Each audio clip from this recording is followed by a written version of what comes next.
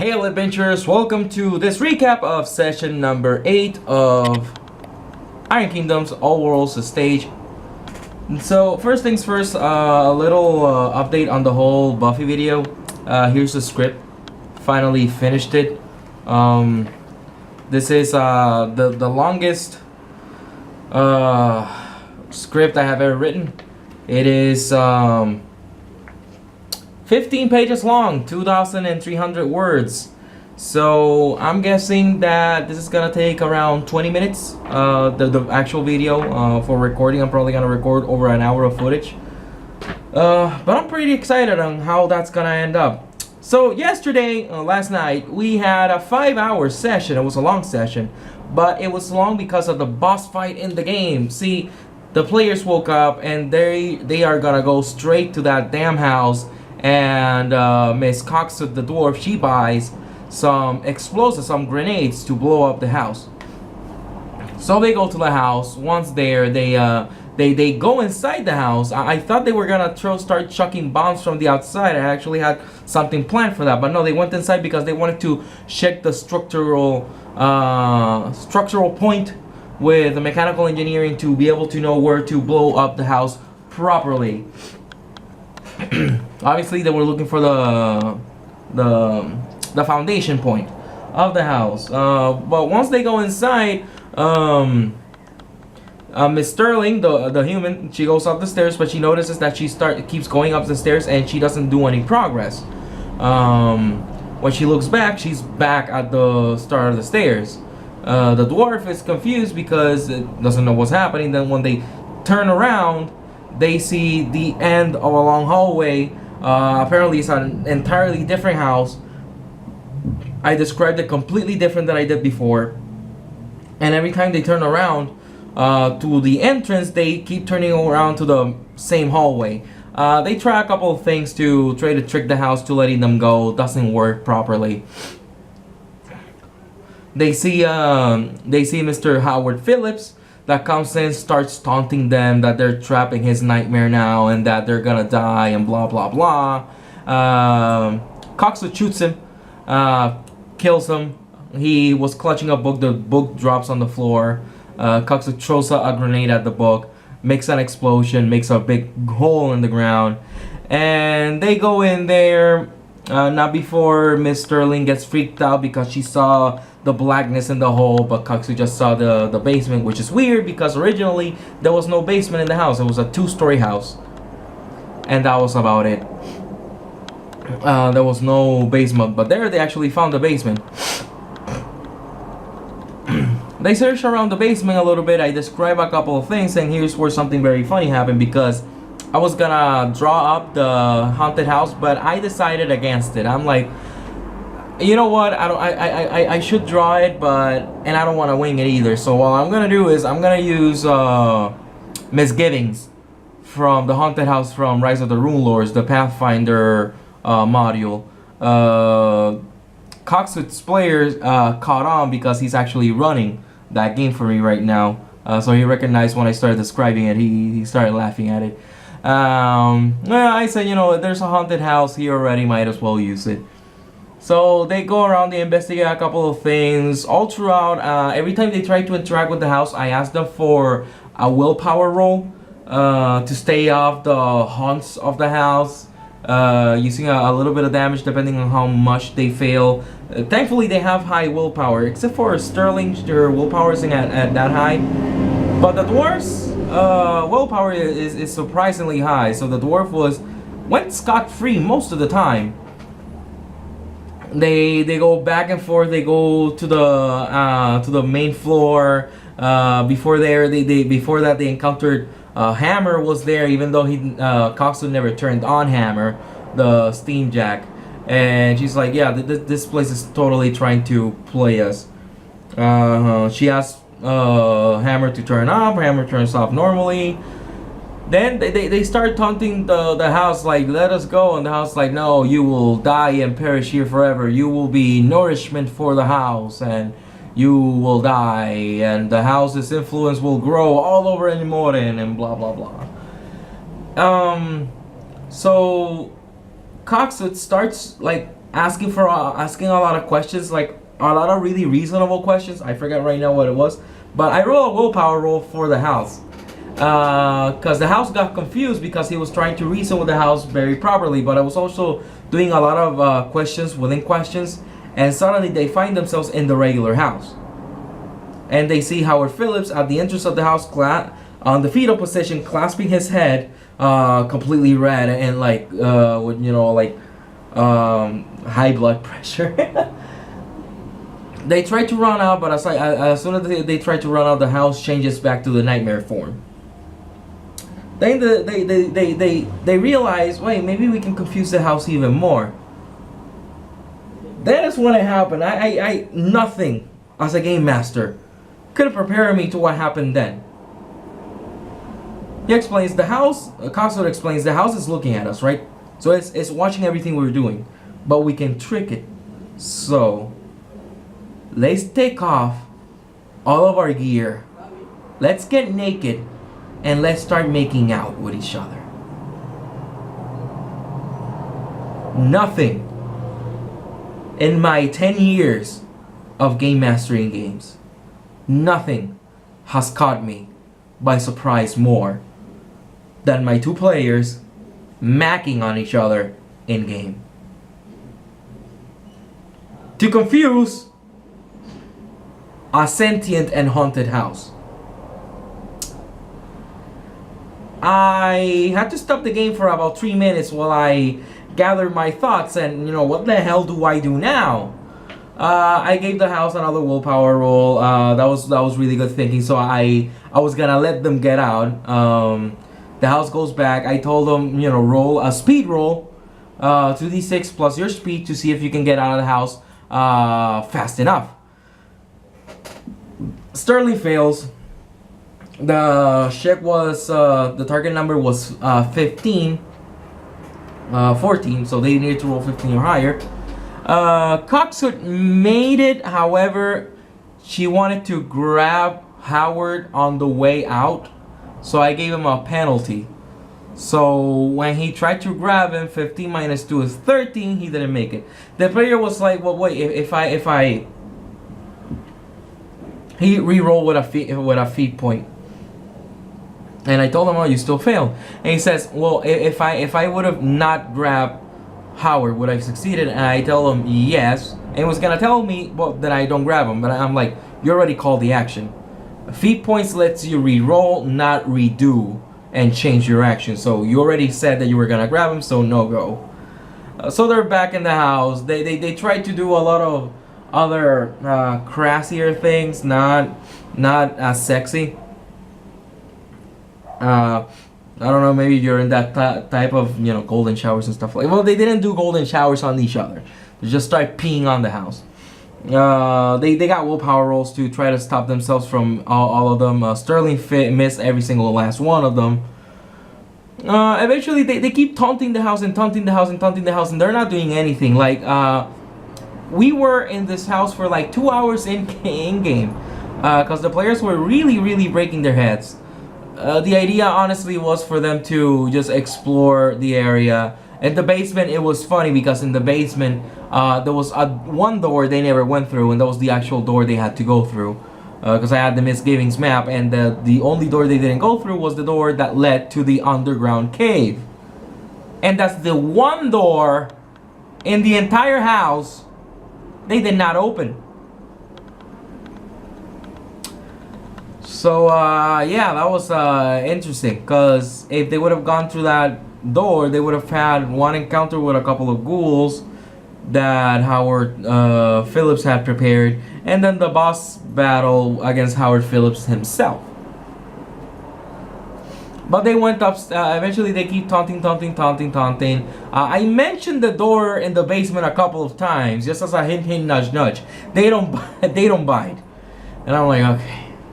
And I get impatient as a game master, so they keep taunting the house, and eventually the house says, okay, you want to find me? Fine, go upstairs. Because the other thing was for them to go upstairs and search a couple of the papers that he had, and they would find out that he's hiding away in the cave in the basement.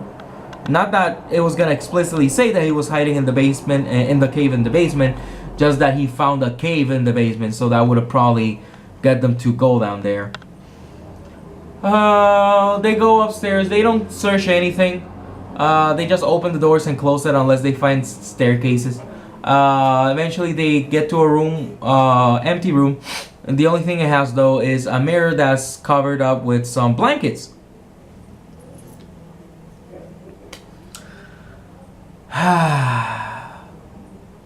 So, mirror with blankets. Coxwood covers her eyes and hits on the mirror with her axe. He actually has to roll a willpower roll not to look at the mirror while he's breaking it. Breaks it. Then apparently there was a black hole hidden inside that mirror, because then everything starts getting sucked up into that black hole that was created by the mirror. They run out of the house. Once outside, the house gets completely sucked up into the black hole. They don't notice the cave that was underneath the house because they were very far away. There was a giant red moon, veiny moon with a giant eye on it. It drops a single bloody tear. The blood fills up the cave that was underneath the house, and Howard Phillips just walks from under the water and stands on the bloody water. And then they begin the boss fight. So for this boss fight, what I did was he could grab his the blood and use it as a sword, and that would act as the Arcane Slayer talent or Arcane Killer talent, something like that. That lets you ignore the overboosting you can do for Warcaster armor. So Sterling still got her bubble, as I call it. The extra hit points she gets for the Warcaster armor, but she couldn't overboost her armor. So they fight. This guy Katsura is behind some cover, some rubble shooting at him. Eventually, he gets so bloody that the black hole. Once it sucked the house. Katsura actually saw Hammer being sucked into the house. He got a willpower roll not to feel bad, but he didn't feel bad. No, he ended up feeling bad. I like how the player decided to roleplay it. He was, instead of like, no, my Steam Jack, no, it was like, my money, I put so much money into it. So that was really good role playing, because he just roleplayed the whole fact that, you know, I'm a dwarf, I am a greedy mofo, and I am sad not that I lost my Steam Jack, it's because I lost all the money that I poured into that Steam Jack. So he gets to a point that he's at low health, Howard Phillips. He creates a lot of blood, starts falling into the air from the bottom, you know, into the air, and starts shooting at Coxwood as well as when he's attacking with the blood sword, Sterling.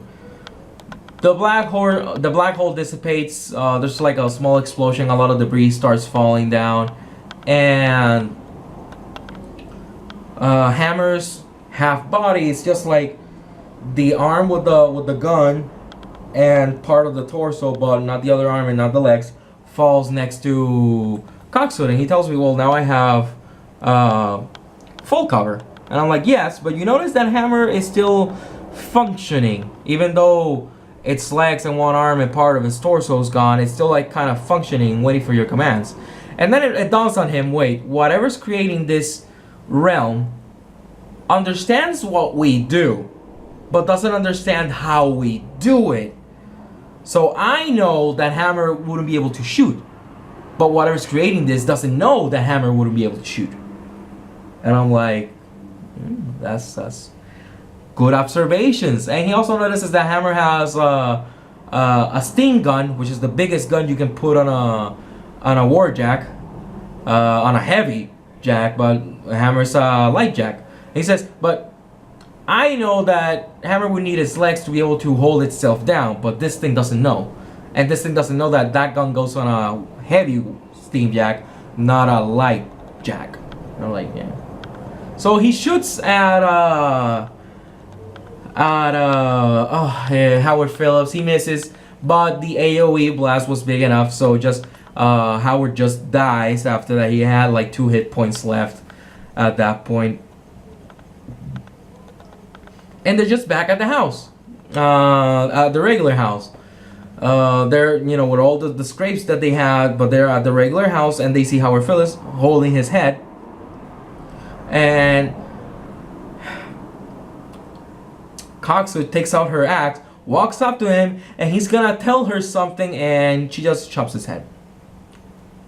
He was gonna say, no, I didn't know this was gonna happen. I don't know what's happening. I don't know what's going on, and she just kills him. Little behind the scenes, he was innocent. Something made him do it. Or something contorted him. It'll be explained at the end the second to final session.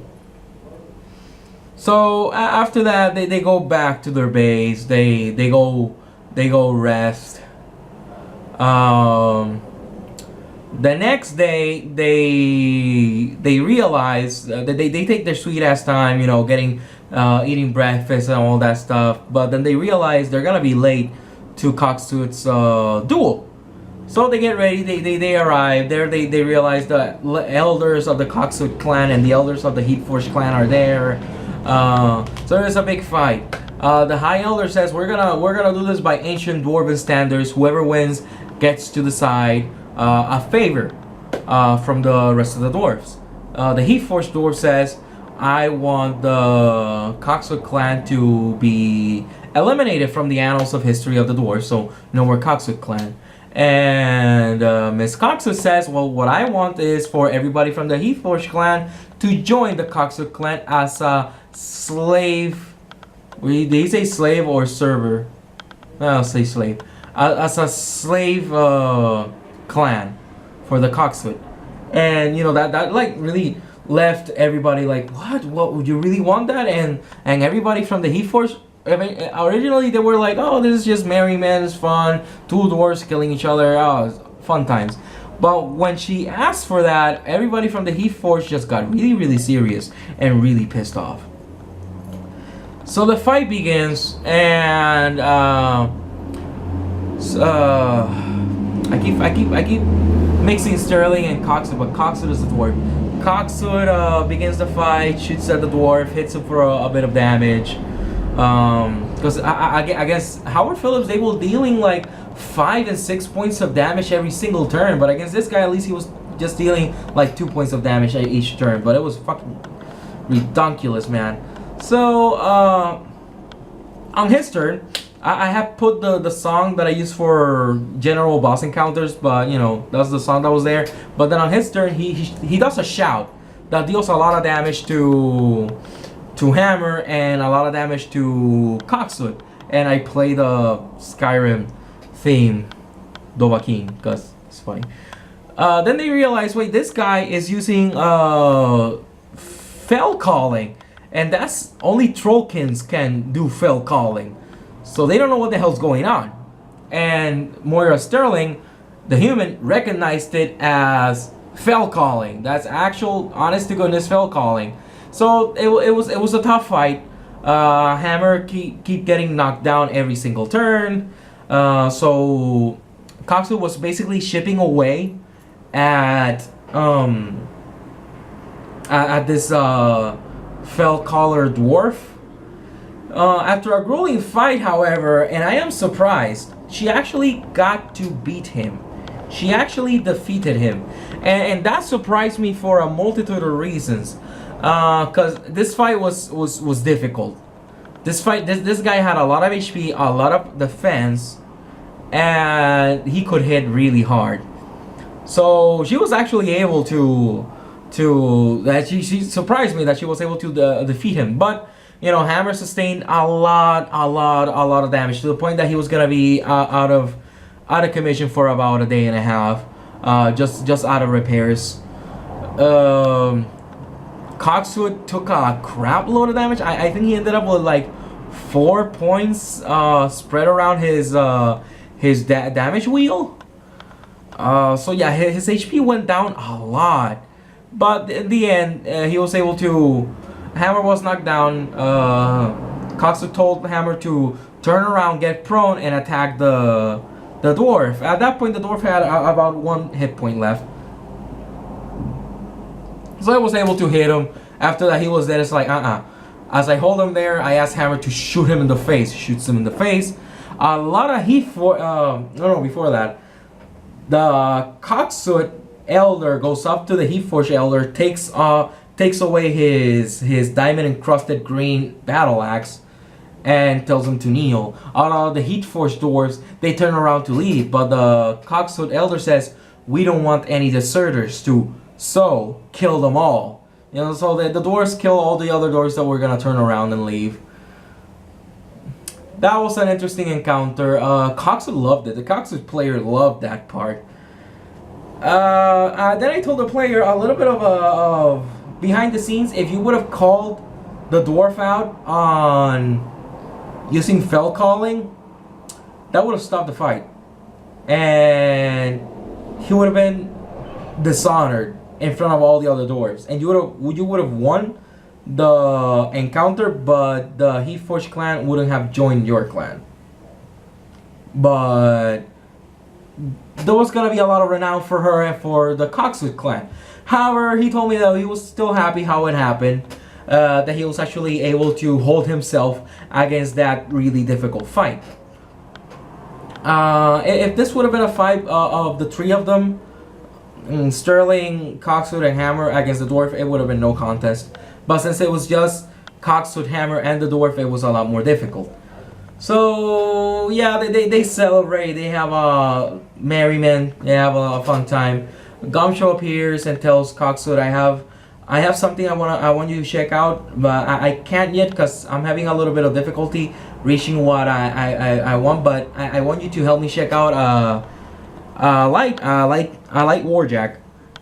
Used to belong to my father, but I don't have the hands for being a field mechanic. I'm looking maybe to sell or something like that. So once I know, I'm just letting you know for a heads up." And he was like, "Oh, that's awesome." Her idea was, "You're gonna owe me going out marrying Sterling because Sterling really likes you and she wants to end up with you." We're still working with the whole love triangle thing. Then later that night, they arrive to their later that morning, once they wake up, the leader of the arcane guild is at the office, Moira's office, with Gil Goldenrod, one of the 4 horsemen, one of the last 2 4 horsemen. And there they discover that their guild is being funded by Gil Goldenrod directly, and that their boss is scared of Gil Goldenrod, that he doesn't want Gil Goldenrod to pull the funding because their arcane order is a branch of the bigger arcane order.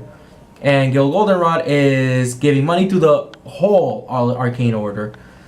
So, they because they had said that Gil Goldenrod had blown up himself there, and Craster, their boss, is like, "We're not gonna ever say that Gil Goldenrod blew himself up here, right?" And they're like, "Yeah, right." So after that happens, their boss says, "I'm gonna find a way to fix the wall, but no more shenanigans. I don't want you guys saying that Gil Goldenrod blew himself up or anything." He just leaves. So now that they're suspecting him, because they don't know if maybe their boss is in on it and maybe their boss is evil. So they decide to go to talk to Gumshoe. There at the police station, they realize that Gumshoe has been demoted to desk work. He's at the greeting desk of the police station, and they're like, "What happened?" And Gumshoe tells them, "Well, after I did that sting on those other 5 cops, the captain of the police force told me that was really good initiative on my behalf. However, it was really bad for morale having cops investigate other cops. So he made an example of me to keep the other cops a little bit more at ease, that I'm not gonna be investigating every single one of them. He put me on front desk work." They're outraged at that Gumshoe did that, because now Gumshoe's not gonna be able to investigate the 4 horsemen, so they were caught off from there. Then Sterling goes up to talk to the captain of the police force, see if she can get some information out of him. I decided to characterize this guy like McRory from Heatwave from DC Legends of Tomorrow, because I just love the characterization of that guy in that series.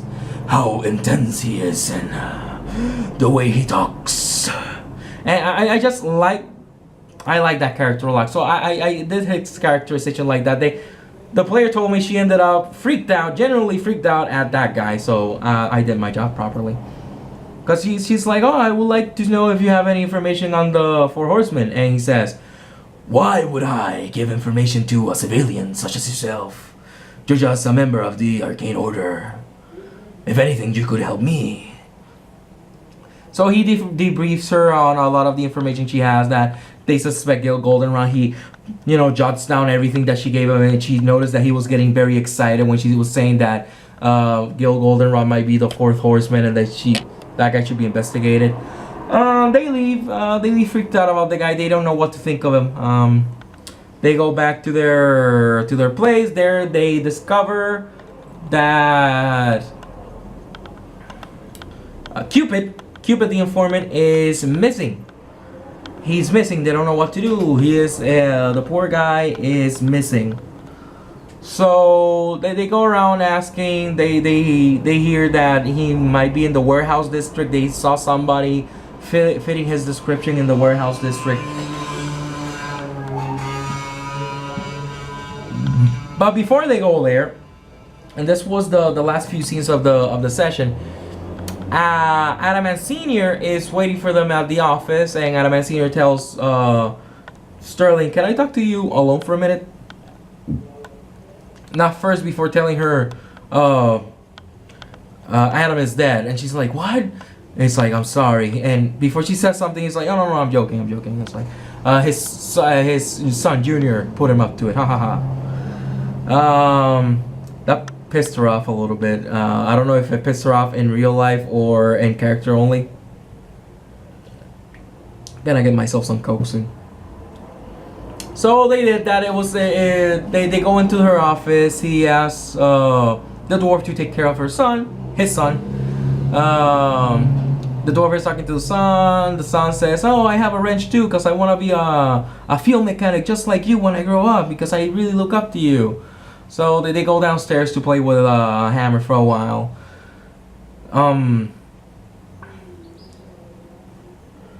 The little kid starts asking a lot of weird questions about, can two women love each other? Can two women have sex? Questions an 11-year-old boy shouldn't be asking. But Coxwood takes it in stride, and she just explains, people love each other. People of other kinds can love each other. And he asks her, well, can a female human and a female dwarf love each other and have sex? And he's like, yeah, if the conditions are right, I guess. So that's happening there. In the office, Adamant Sr. tells Miss Lovegood, Miss Goodall, to sign some papers, because he heard about the tragedy of Howard Phyllis's house. Before that, they had asked Pawpaw Kills to clean the house and make sure that no trace of Howard Phyllis remained. And Adamant Sr. tells her, I want to file a missing persons report, because we don't know where Howard Phillips is, and I would like to take possession of the house. Since he didn't have any next of kin, it's up for grabs. So I already talked to the police station, and I just need your signature that the house is completely clean, no more freaky deaky stuff, and that your signature, and then I'll take it to the mayor, and the mayor she'll sign it as well. And the house and all the possessions contained within the house will come to be property of the Adamant family. Now, Sterling is a little bit confused and a little bit concerned, because she remembers that while they were taunting the house, the house was saying, "Oh, you nobles and you great heroes always trying to steal my my riches. Eventually they didn't pay that much attention to it, because eventually the house started saying that you fabled heroes defeated me once before eons ago, but you will not do it again. And they're like, whatever. Start calling them fabled heroes of legend, and they're like, whatever, this is stupid. But they do remember when the house was talking about the nobles trying to take his house, it did name drop the ARMR family, and the ARMR family always trying to clean them up and take their possessions for themselves. Then the player realizes, wait, I have truth detection, a talent that lets her tell whenever anybody's lying. Doesn't tell them what the truth is, but lets them know when anybody's lying. And she asks ARMR, there was never any animosity between you and the Phillips family, right? And ARMR tells her, no, of course not. Pink says a lie. And now she's really, really concerned. Now she's really, really concerned that, what is ARMR planning? Because apparently he did have some problems with the Phillips family. So what's going on there? She signs, because, she sees herself with no other options. There's no reason for her not to sign. And when ARMR is on his way out, he tells her, I'll make sure to give Adam your regards on the next letter I write for him. Good day, Mr. Mr. Goodall. And he just leaves. Then she realizes he was gonna call me Sterling, and the only people that know him as Sterling are the people that work here, Gumshoe, and the Four Horsemen. Nobody else know that Miss Goodall is Miss Sterling. So she is freaking out. She goes downstairs to talk to the dwarf. The dwarf is still with the kid. They talk a little bit more with the kid, and the kid leaves with one of his servants, because his father had left a little bit ahead. And before the little kid leaves, he says, "Oh, could you imagine two females getting naked and having sex just to confuse a house?" And they just keep walking, and the servants just, sure, whatever you say, young master. And then they realize, why would the little kid mention something that specific?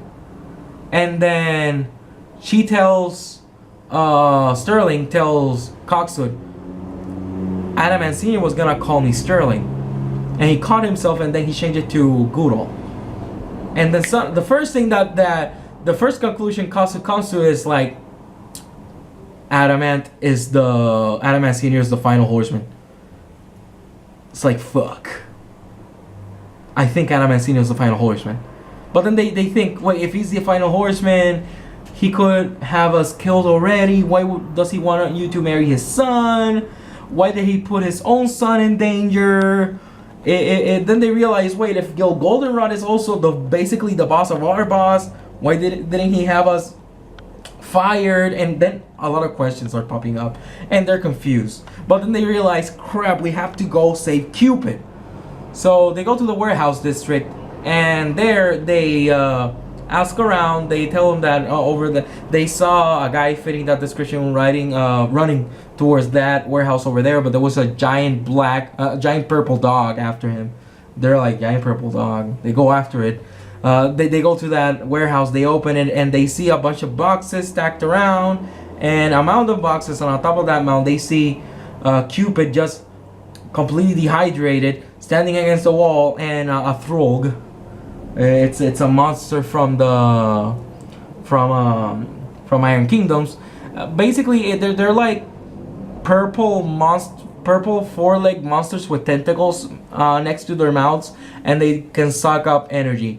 And they can magic, and they can make Mechanica malfunction. They fight it. Eventually, they defeat it. I gave the monster the hungry monster template. It lowers a lot of its abilities because that monster itself is really tough. So I lower a lot of its abilities. They were able to defeat it. They take Cupid back to their base. They feed him. Cupid explains, Gil Goldenrod contacted me. They told me they were gonna pay me the 1,000 gold crowns they owed me. I said sure, and all they wanted was for me to rat you out. So I told them where you live and your real names. And Cox was like, well, that's fine because they already knew that. And he's like, yeah, I know. So I just took the money and ran. But then he was kidnapped. Apparently there's some human trafficking happening in Grand Selma as well that people haven't been noticing up to now, and they're like, crap. And he says, I think the fourth horseman is a woman, because I heard a woman talking to Gil Goldenrod, and Gil Goldenrod seemed to be very, very scared of that woman. Also, I also overheard that if Gil Goldenrod, if you screw up one more time, you're getting caught off. So then they realized we need to hit Gil Goldenrod where it hurts right now to get him caught off from the four horsemen. They're thinking we need to hit the bank.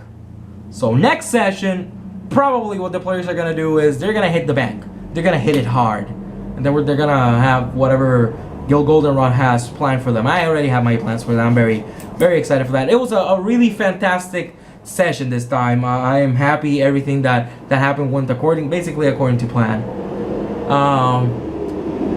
Next few sessions, again, they're going to be very, very interesting. The players told me they loved last night's session. They had a lot of fun. I hope we can keep on this. We can keep this momentum going, because I am liking how invested the players are in the game. I might have forgotten a couple of details here and there, but that's basically the gist of it. If you like the video, please remember to like, share, and subscribe to ARMR Studios for more recaps. I'm gonna go off and record this now. Hopefully it takes me less than an hour to record. Maybe not the parts with Kaifelf, the elf, because I need to get my face painted, but I can do that probably some other day. But I would like to record that today so I can just start editing it, because I really want to get this over done with, because then, oh man, come here, I gotta go back to this book, finish reading it, and I'll be honest, I am not looking forward to this. And it makes me really sad, because a lot of people are like, no, we have to promote the things that are from here, from Puerto Rico, and I agree to a point. We have to promote things that are from Puerto Rico, but not when they're badly made, because the grammatical errors and the syntax errors are a million in this book, and I honestly cannot recommend this book to anybody. If you're an avid RPG collector, yes. Only if you're an avid RPG collector, but that's it. I can't really recommend this book to anybody. It's just, I don't know, man. When you hit a melee attack, you can immobilize the target. Not when you hit with a melee attack, when you hit a melee attack. You can make 2 melee attacks, one with a katana on your main hand and the other with a ninjato on your offhand, or 2 melee attacks with your ninjato, at the cost of 1 attack with 2 separate rolls, but you only apply dice, not modifier damage. No period. Why would you have a katana and a ninjato? You would have a tanto. That's nitpicking though. I'll see what I do with that book. I really wanna, because I paid basically full price for that book, so I'm gonna review it my way anyways. Even if people end up hating me for it, because I feel there's gonna be a lot of backlash, because a lot of people are like, no, we gotta promote the things that are from Puerto Rico. But I'm like, not if they're crap. So I might get a bit of backlash for it. So I wouldn't doubt if my Sons of Arcadia book review gets a lot of dislikes. And if it does, you know what? You guys are the reason things are bad with Puerto Rico. But I ramble. Like, share, and subscribe. Do so. I command you. And have a good one. Until next time, remember rule number 1, always have fun.